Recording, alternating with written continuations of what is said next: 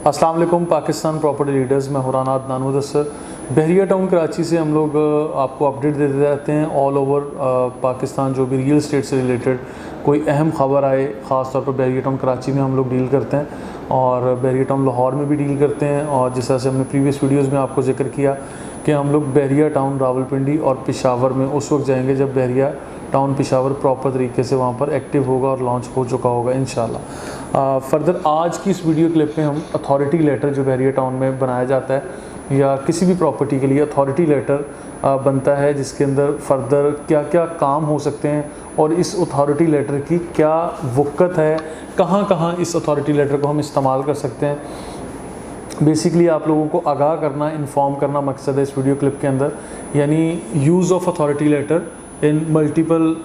जो भी केसेस में, एक्ट्स में, फॉर मल्टीपल पर्पसेस। तो उसको हम ज़रा एलेबोरेट करेंगे, क्योंकि कुछ लोग बहुत हेजिटेट करते हैं कि हम पावर ऑफ अटॉर्नी और ये अथॉरिटी लेटर में वो डिफरेंस नहीं समझते, तो इसलिए वो हेजिटेट कर रहे होते हैं कि शायद अगर किसी का हम अथॉरिटी लेटर बना के देंगे जो कि एक नॉर्मल सा एक्ट है, और तो इससे ये ना हो कि हमारी प्रॉपर्टी को कोई मिसयूज़ करे या कोई ट्रांसफ़र ले ले या कोई ट्रांसफ़र दे दे, कुछ इस तरह का काम। तो इसमें मैं बताता चलूँ कि कोई भी बंदा जो अथॉरिटी लेटर जिसको आप बना के दे रहे हैं, वो आपका फैमिली मेम्बर हो, वो आपका कोई फैमिली फ्रेंड हो या कोई भी रियल एस्टेट आपका फ्रेंड हो, क्योंकि मोस्टली इस तरह से मैंने देखा है कि मार्केट में अगर फॉर एग्ज़ाम्पल मैं काम कर रहा हूँ तो आप ये रिकमेंड करते हैं कि कुछ अरसे के बाद अगर कुछ ट्रांजैक्शंस हो चुकी हैं या आपका हम पर एतबार है, तो आप कहते हैं ये अथॉरिटी लेटर आप अपने ही नाम पे बनवा लो, और जो काम है फर्दर इसको रेंट आउट करना है, कोई परचेज़ करना है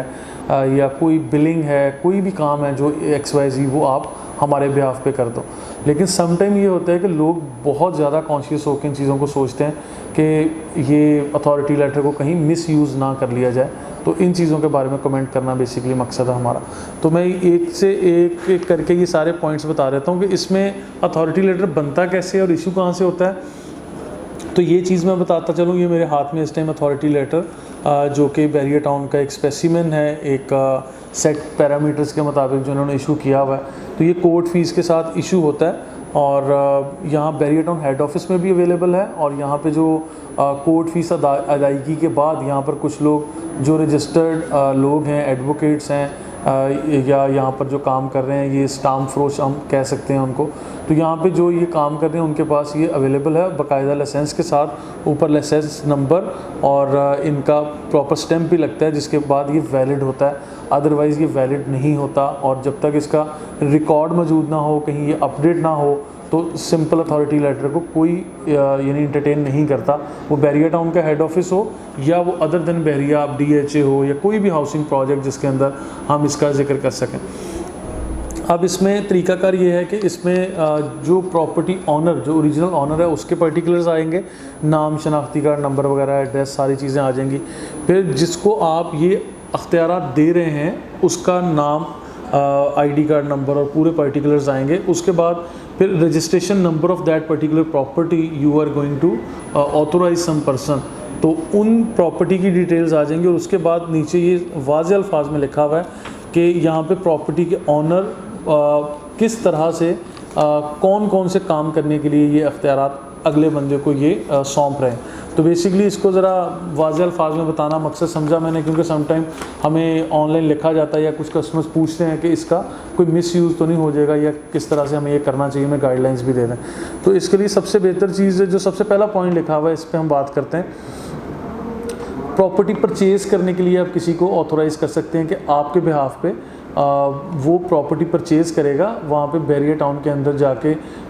अपने आप को वहाँ प्रेजेंट करेगा, सारे साइंस वगैरह आपके ये ऑथोराइज पर्सन के होंगे, लेकिन ultimately property would be registered against your name, और इस बंदे को उस प्रॉपर्टी की ना ऑनरशिप मिलेगी, ना ही इस प्रॉपर्टी को वो सेल कर सकेगा। सिर्फ इनको इतना अख्तियार है कि this is just to handle your document on your behalf, this is not कि आपके बिहाफ पे कोई बंदा जाके आपकी प्रॉपर्टी को सेल भी कर दे। हाँ, परचेज़ कर सकता है, जो सबसे पहला पॉइंट लिखा हुआ है वो परचेज़ का है। दूसरा पॉइंट है तो जो भी आपका प्रॉपर्टी का ये डॉक्यूमेंट का प्रोसेस है, इस प्रोसेस को कंप्लीट करने के लिए, प्रॉपर्टी परचेज़ के प्रोसेस को कंप्लीट करने के लिए, एग्जीक्यूट करने के लिए जो भी उसमें प्रोसेस में काम आते हैं हेड ऑफिस के होंगे, जिसमें कोई कॉन्ट्रैक्ट का बनना, जिसमें वहाँ जाके सेल्स डिपार्टमेंट में आपके साइन होते हैं, आप अपनी जगह पे इस बंदे को ऑथोराइज़ करते हैं कि वो सिग्नेचर कर दे, और वहाँ जाके इनकी पिक्चर भी बाकायदा उस रिकॉर्ड में, बैरिया के रिकॉर्ड में आ जाती है। इसके अलावा ये है कि बैरिया टाउन की जो अथॉरिटीज़ हैं या रजिस्ट्रेशन के लिए जो अथॉरिटीज़ हैं वो बैरिया टाउन की हों या किसी भी जगह की हों, उनके सामने प्रेजेंट होने के लिए आप इनको ऑथोराइज़ करते हैं, जिसमें उनके पास लीगली ये राइट होता है कि वो आपके बिहाफ पे जाके वहाँ प्रेजेंट हों और ये सारे काम को वन बाय वन वो कर सकें। फिर यहाँ पे ये भी लिखा हुआ है कि जो नॉन जुडिशियल स्टैम्प्स और कोर्ट फी स्टैम्प्स, क्योंकि समटाइम होता है कि आप कोई एफिडेविट्स वगैरह ले रहे हैं, कोई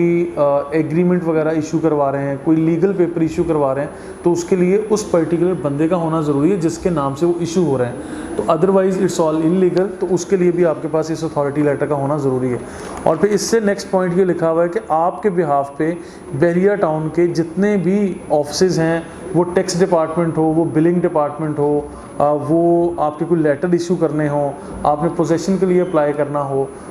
या रेंट आउट कर रहे हैं आप प्रॉपर्टी, तो इन सारे कामों के लिए भी आपके पास इस अथॉरिटी लेटर का होना निहायत ज़रूरी है। इसके अलावा अब ये भी है